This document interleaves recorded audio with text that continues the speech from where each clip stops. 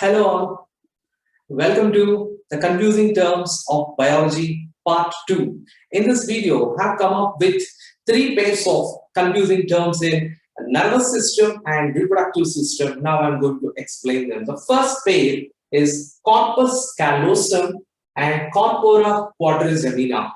Coming to this Corpus Callosum, corpus, it's a Latin language. In Latin language, the corpus means body. And this corpus callosum is a tract of nerve fibers, that separates cerebral hemispheres, which connects cerebral hemispheres.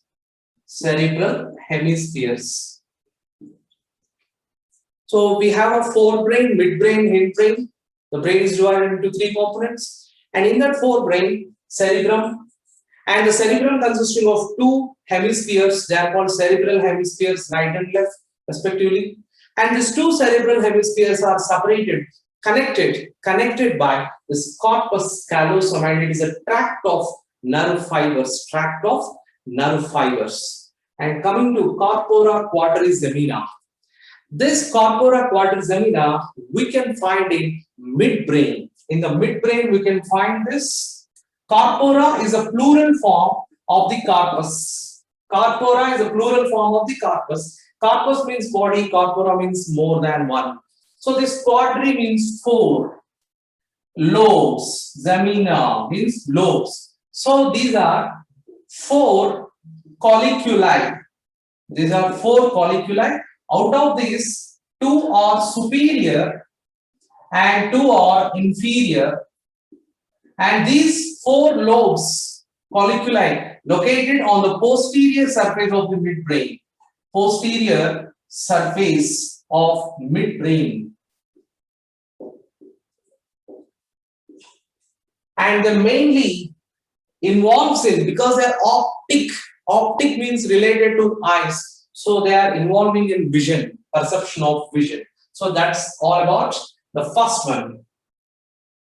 pair. Next, coming to second pair, Corpus spongiosum and Corpora cavernosa.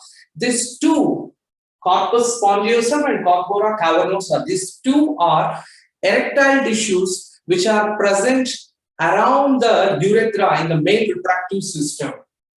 Around the male urethra, in the transverse section, about the urethra, there are 2 Corpora cavernosa and 1 Corpus spongiosum in the transverse section of male copulatory organ. In the transverse section, we can find these 2 Corpora cavernosa and 1 Corpus spongiosum. These 3, that means Corpora cavernosa 2 and Corpus spongiosum 1, these 3 tissues are erectile tissues which will be supplied with the blood and helps in getting erected, and then insemination process will be done.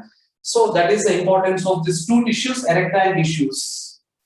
So Corpus spongiosum, Corpora cavernosa, function is same. Next, Corpus luteum and Corpus albicans, the third pair. Corpus luteum. First, I'll tell you how it is formed. In the female reproductive system, after ovulation process, on the 14th day, after ovulation process, the ruptured Graafian follicle cells, will form into an aggregation that is called corpus luteum. After ovulation, Graafian follicles were ruptured, they forms into corpus luteum, and this is nothing but temporary endocrine structure which secretes a hormone called progesterone hormone. So that is corpus luteum, and it maintains pregnancy by secreting a hormone called progesterone hormone after ovulation process. And that progesterone will make all the changes, anticipatory changes in the female reproductive tract.